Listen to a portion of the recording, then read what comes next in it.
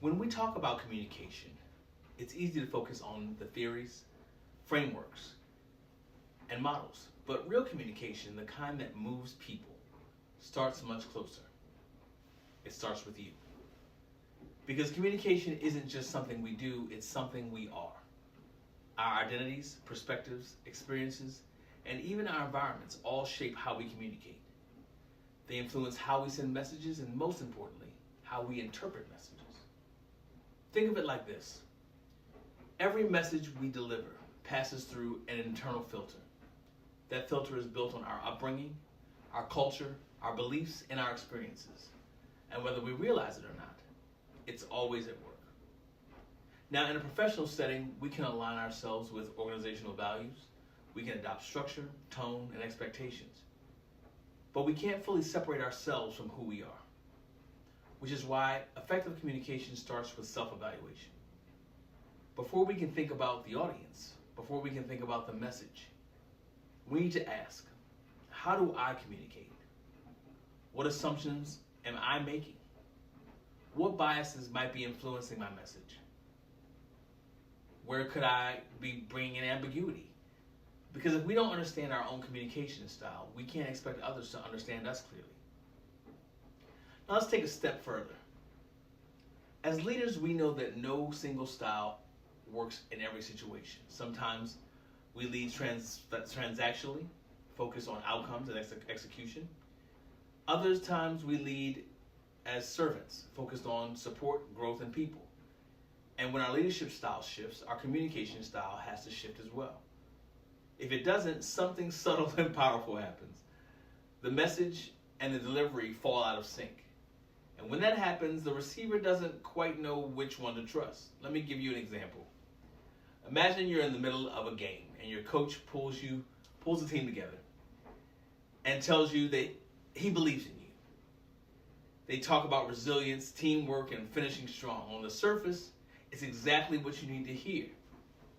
But as they're speaking, they avoid eye contact.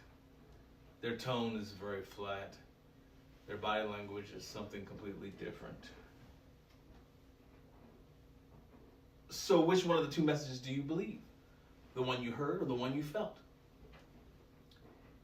Well, the one you felt is going to stick a little bit more. It's the power of personifying communication. It's not enough to say the right words. We have to embody them. Our tone, our posture, our presence, they all have to be aligned with the message we're trying to deliver. Because people don't just communicate by listening to the words. They interpret them, they experience them, they feel them. And they decide what to believe based on the full picture. So when we bring it all together, effective communication comes down to three things. First, self-evaluation. Understanding how we naturally communicate and where we might need to adjust. Second, intentional planning. Being deliberate in how we shape and deliver our message. And third, personification. Making sure we fully represent the ideas, values, and confidence we're trying to communicate. When those three elements align, communication becomes clear, consistent, and credible. And that's when it starts to truly make the impact.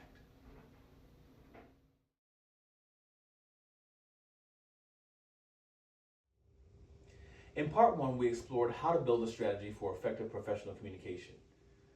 We focused on evaluating ourselves, planning our message, and understanding the people on the other end of the message. Now we bring those elements together. But here's the reality. Communication doesn't end with what we say. It's also defined by how we choose to deliver it.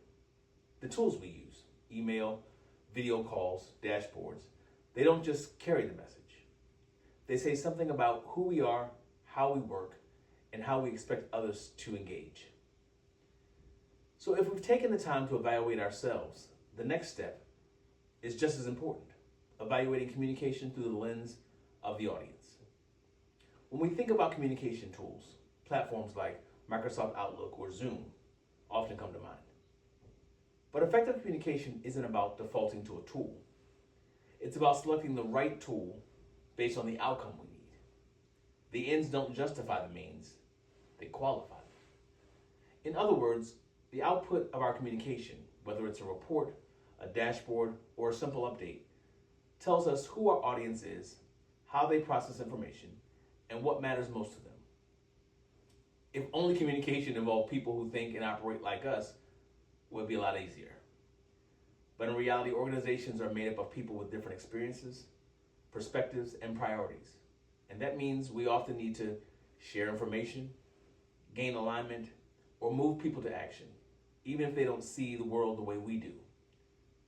That's where understanding your audience becomes a force multiplier.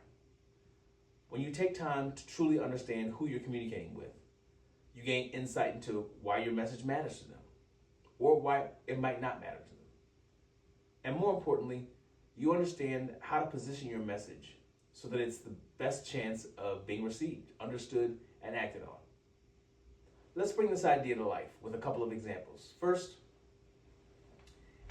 think about a mass transit hub, airports or bus terminals. Every day, they communicate to thousands of people with completely different backgrounds, yet the system works. Why? Because communication is built entirely around the audience, travelers. Information boards like this are designed to answer a few critical questions quickly. Where do I need to be? When do I need to be there? And has anything changed? That's it.